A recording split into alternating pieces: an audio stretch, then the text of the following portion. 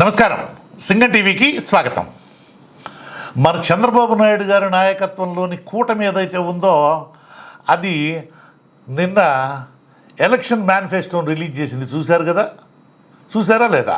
చదివారా లేదా అని కాదు, చూసారా లేదా అని మాత్రమే నేను అడుగుతున్నాను. చూసి ఉంటే దాని మీద ఎవరెవరు బొమ్మలు ఉండాలి? 3 బొమ్మలు ఉండాలి కదా. కూటమిలో ఎవరెవరు ఉన్నారు? Telugu Desam party, Bharatiya Janata party, Janasena party, 3 పార్టీలు ఉండాలి కదా. 3 పార్టీలు కూటమిలో ఉన్నాయి కదా. మరి ఎన్నికల మేనిఫెస్టో మీద కూడా చంద్రబాబు నాయుడు ఫోటో, నరేంద్ర మోడీ ఫోటో, అలాగే జనసేన పవన్ కళ్యాణ్ ఫోటో, వీళ్ళ 3 ఫోటోలు ఉండాలి కదా. ఏ ఫోటోలు ఉన్నాయి? 2 మాత్రమే ఉన్నాయి. ఎవరెవరివి? చంద్రబాబువి, పవన్ కళ్యాణ్వి. నరేంద్ర మోడీ ఫోటో ఎక్కడా? అంటే ప్రింటింగ్ మిస్టేకా? No no no, printing mistake కాదు. ఏం జరిగిందంటే చంద్రబాబు నాయుడు అలివి మాలినటువంటి, ఆచరణ సాధ్యం కానటువంటి అడ్డగోలు వాగ్దానాలన్నీ చేస్తున్నటువంటి కారణంగా నరేంద్ర మోడీ ఫోటోను ఉపయోగించడానికి వీల్లేదో అంటూ ఈ ఎన్నికల మేనిఫెస్టోని ప్రింటింగ్కి పంపించబోయే ముందు ఢిల్లీ నుంచి చాలా ఖచ్చితమైనటువంటి ఆదేశాలు వచ్చాయి. మీ ఇద్దరితోటి కలుపుకుంటే మమ్మల్ని కూడా తోడు దొంగలు అనుకుంటారు అని నరేంద్ర మోడీ భయపడ్డట్టుగా మన విశ్వసనీయ వర్గాలు చెప్పింది. ఎందుకని? ఇప్పుడు ఆయన ఇచ్చేటువంటివన్నీ కూడా పనికిమాలిన వాగ్దానాలే కదా.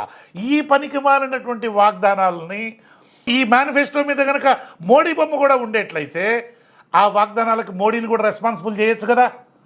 2014లో ఏం జరిగింది? 3 బొమ్మలు ఉన్నాయి కదా. ఎవరు? నరేంద్ర మోడీ, చంద్రబాబు నాయుడు, పవన్ కళ్యాణ్. 3 బొమ్మలు ఉన్నాయి కదా.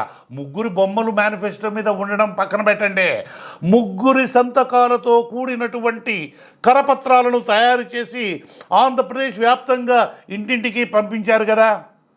ఏం చేశాడు చంద్రబాబు? బీజేపీని లాయి పెట్టి తన్నాడు. పవన్ కళ్యాణ్ ఇస్సిరి అవతల బారేశాడు. హ్యాపీగా 5 ఏళ్ళు ఎంజాయ్ చేశాడు. పోలవరం అడ్డం పెట్టుకొని నరేంద్ర మోడీ మాటలే. ఆ పోలవరం అనేటువంటిది ఏటీఎం మిషన్ లాగా తయారైంది. ఏటీఎం అంటే ఎప్పుడు కావాలంటే అప్పుడు డబ్బులు తీసుకునేటువంటి మిషన్ని దాన్ని ఏటీఎం మిషన్ అంటారు. చంద్రబాబు పోలవరాన్ని అట్టనే చేశాడని చెప్పాడు. ప్రత్యేక హోదా అనేటువంటిది తుంగలో దొక్కేసి ప్రత్యేక ప్యాకేజ్ తీసుకొని అప్పుడు కూడా మనోళ్ళకి కాంట్రాక్ట్లు ఇచ్చి, అందరూ మనోళ్ళకి కాంట్రాక్ట్లు ఇచ్చి పారేసి దాంట్లో కొట్టాల్సినటువంటి కొన్ని వేల కోట్ల రూపాయల కమిషన్లు కొట్టి పారేశాడు. అంటే వాడుకొని ఇసిరేయడం అనేటువంటిది చంద్రబాబు నైజం అనేటువంటి విషయము మేము చెప్పవలసిన అవసరం లేదు. మీకు మీరందరూ గొప్ప జ్ఞానులు కాబట్టి ఆ విషయం మీకు తెలుసు. ఇప్పుడు కూడా ఏది మేనిఫెస్టో ఉంది కదా, అంటే 2000 మేనిఫెస్టోలో జరిగినటువంటి అనుభవము తడువుకుంటే నరేంద్ర మోడీకి నెత్తి మీద బొప్పి కట్టినటువంటి వైనం గుర్తొచ్చి ఈ ఎన్నికల అంటే 2024 ఎన్నికల మేనిఫెస్టోలో మాత్రము నరేంద్ర మోడీ ఫోటో ఉండటానికి వీల్లేదు, నరేంద్ర మోడీ సంతకం ఉండటానికి వీల్లేదు అన్నట్టు చాలా ఖచ్చితంగా చెప్పడంతో నరేంద్ర మోడీ ఫోటో లేకుండా అటు చంద్రబాబు నాయుడు, ఇటు పవన్ కళ్యాణ్ లింగమంటూ వీళ్ళిద్దరు ఫోటోలతోటే మేనిఫెస్టోని రిలీజ్ చేశారు. ఇంకా మేనిఫెస్టోలో ఏమేమన్నారు? మొన్నటి దాకా జగన్ని ఏమాడిపోసుకున్నారు వీళ్ళందరూ, ఐఏఎస్లు, ఐపీఎస్లు, అబ్బో న్యాయమూర్తులు. ఇక వాళ్ళు వీళ్ళనే ఉందిలేండి, ప్రతి ఓడు తగులుకొని సంక్షేమ పథకాలు చేస్తూ ఉన్నాడు. ఆయన చేసేది ఏముంది? బటన్ నొక్కుతూ ఉన్నాడు. బటన్ నొక్కితే డబ్బులు వెళ్ళిపోతూ ఉన్నాయి. ఆయన చేసింది ఏముంది? ఇందులో సంక్షేమ పథకాలతో అభివృద్ధి అనేటువంటి చెందలేదు. రాష్ట్రం అనేటువంటిది అనేక సంవత్సరాల పాటు 5 సంవత్సరాల పాటు వెనకాల పడింది అనేంతంతా హోరెత్తించారు కదండి. ఇప్పుడు జగన్మోహన్ రెడ్డి సంక్షేమ పథకాలు ఏవైతే ఉన్నాయో వాటికి నేను 4 గింతలు వసూలు చేస్తాను, 4 గంతలు అమలు చేస్తాను అంటే అవ్వాతాతలకు 3000 ఇస్తున్నాడు కదా ఎవరు? జగన్మోహన్ రెడ్డి. 3000కి 4 రెట్లు ఇస్తాను నేను అంటే ఎంత? ఒక్కొక్క అవ్వకి నెలకి 12,000 ఇస్తాడట చంద్రబాబు.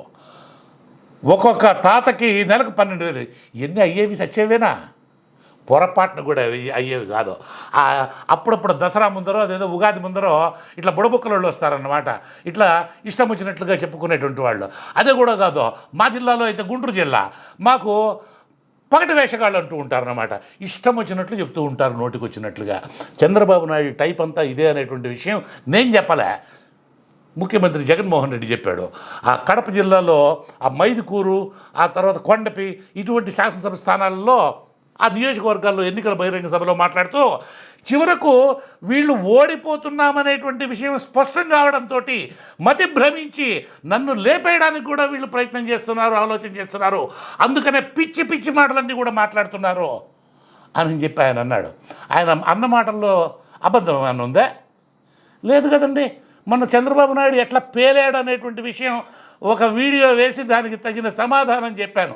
ఆ వీడియో చూసే ఉంటారు, చూడకపోతే చూడండి.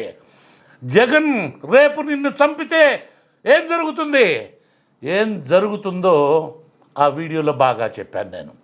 కాబట్టి ఈ మేనిఫెస్టో మోదీకి, ఈ మేనిఫెస్టోకి ఎలాంటి సంబంధం లేదు. భారతీయ జనతా పార్టీకి ఈ హామీలకి ఎలాంటి సంబంధం లేదు. మరి పొత్తులో ఉన్నారు కదా అబ్బాయి, పొత్తులో మేము ఉన్నప్పటికీ చంద్రబాబు ఇచ్చేటువంటి హామీలతో మాకు ఎలాంటి సంబంధం లేదు. సరే, ఇదే ఇలా ఉందనుకుంటే మాటి మాటికి మోడీ తెలంగాణకు వచ్చి ముస్లిం రిజర్వేషన్లోనే నా కంఠంలో ప్రాణం ఉండగా కూడా నేను ఎలా చేయను అని చెప్తుంటే చంద్రబాబు లాక్కోలేక పీక్కోలేక చచ్చిపోతూ ఉన్నాడు అనుకోండి. ఎందుకంటే ఈయన వల్ల జరిగేటువంటి ఉపకారం కన్నా అపకారం ఎక్కువలా కనపడతా ఉంది. ఎవరికి? చంద్రబాబుకి. ఎందుకంటే మాటి మాటికి మొన్న పీయూష్ గోయల్ వచ్చాడా సెంట్రల్ మినిస్టరు, ఆ తర్వాత పార్టీ వాళ్ళు వచ్చారా, ఇది ఎన్నికల వ్యూహం చర్చించడం కోసం.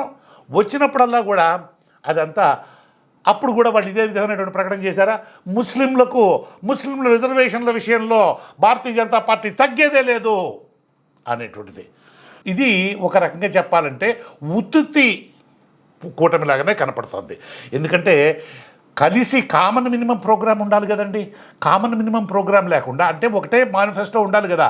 కూటమిలో మీరందరూ ఎన్నికల పొత్తు కుదుర్చుకున్నప్పుడు, మీరందరూ ఒక కూటమిలాగా ప్రజల దగ్గరికి వెళుతున్నప్పుడు మీరు ప్రజలను కంబైన్డ్ హామీస్ ఇవ్వాల్సి ఉంటుంది కదా. మేము గెలిస్తే ఇదిగో ఇలా చేస్తాం, మా 3 పార్టీలు కలిసి ఇలా చేస్తాము అని చెప్పి ప్రజలకు హామీ ఇవ్వాల్సి ఉంటుంది కదా.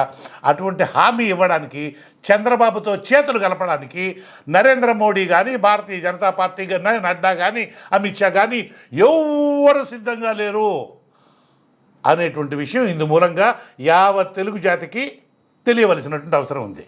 అదే కూడా కాదు, ఆ మధ్య అటు ఎన్డీఏ మీటింగ్ జరిగితే కూడా చంద్రబాబును పిలవలే. మీరు గమనించారా? చంద్రబాబు పవన్ కళ్యాణ్ని నెట్టి పోయి పవన్ కళ్యాణ్ వాళ్ళ కాళ్ళు పట్టుకున్నాడో గడ్డం పట్టుకున్నాడో ఈ మాటలన్నీ ఆయన అన్నాడు. ఎట్లా పట్టుకున్నాడో ఏం పట్టుకున్నాడో మనకైతే తెలియదు, కానీ ఆ పొత్తు కోసం ఎట్లా పొత్తు కుదుర్చుకున్నారు. ఇటు ఎన్డీఏ మీటింగ్కు రానియలే, అటు ఇండియా వాళ్ళు పిలవలే. చంద్రబాబు నాయుడు అనేవాడు ఒక డూప్, ఒక ఫ్రాడ్ అని వీళ్ళందరూ అనుకుంటున్నారు అనేది మా విశ్వసనీయ వర్గాల భోగట్ట. వీడియో బాగుంటే దీన్ని నలుగురితో షేర్ చేయండి, లైక్ చేయండి, కామెంట్ చేయండి. అదేవిధంగా సింగం టీవీలో సబ్స్క్రైబర్స్గా చేరండి. నమస్కారం.